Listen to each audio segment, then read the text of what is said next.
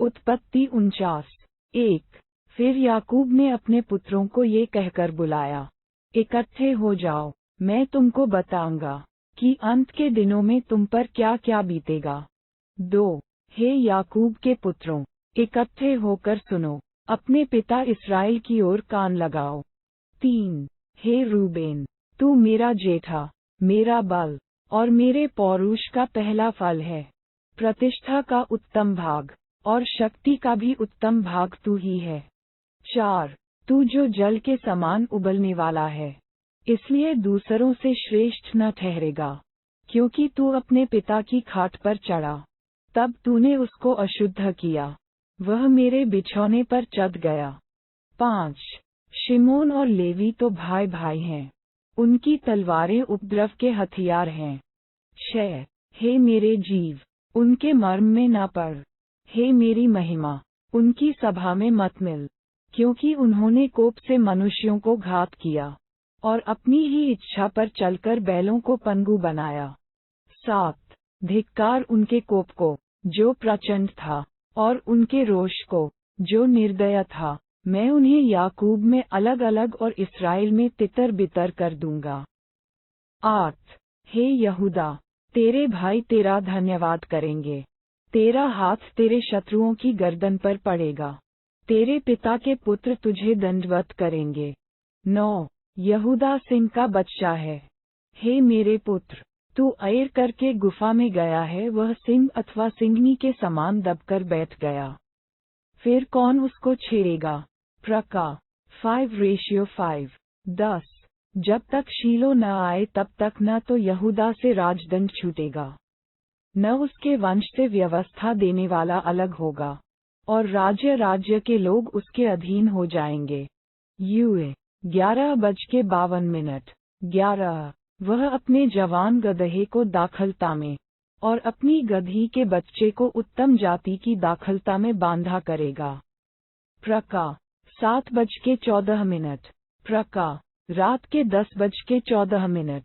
उसने अपने वस्त्र दाखमधु में और अपना पहरावा दाखों के रस में धोया है। 12। उसकी आंखें दाखमधु से चमकीली और उसके दांत दूध से श्वेत होंगे। 13। जबूलून समुद्र तट पर निवास करेगा, वह जहाजों के लिए बंदरगाह का काम देगा, और उसका परला भाग सीदोन के निकट पहुंचेगा। 14। इस्साकार एक बड़ा और बलवंत गधा है, जो पशुओं के बाड़ों के बीच में दबका रहता है। 15। उसने एक विश्राम स्थान देखकर कि अच्छा है, और एक देश कि मनोहर है, अपने कंधे को बोझ उठाने के लिए झुकाया, और बेगारी में दास का सा काम करने लगा। 16।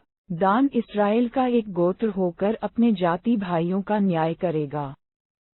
17। दान मार्ग में का एक सांप और रास्ते में का एक नाग होगा, जो घोड़े की नली को डसता है, जिससे उसका सवार पछाड़ खाकर गिर पड़ता है। 18। हे यहोवा, मैं तुझी से उद्धार पाने की बाट जोहता आया हूँ। 19। गाद पर एक दल चढ़ाई तो करेगा, पर वह उसी दल के पिछले भाग पर छापा मारेगा। 20। आशा से जो अन्न उत्पन्न होगा वह उत्तम होगा, और वह राजा के योग्य स्वादिष्ट भोजन दिया करेगा। 21। नप्तली एक छूटी हुई हिरनी है, वह सुंदर बातें बोलता है। 22।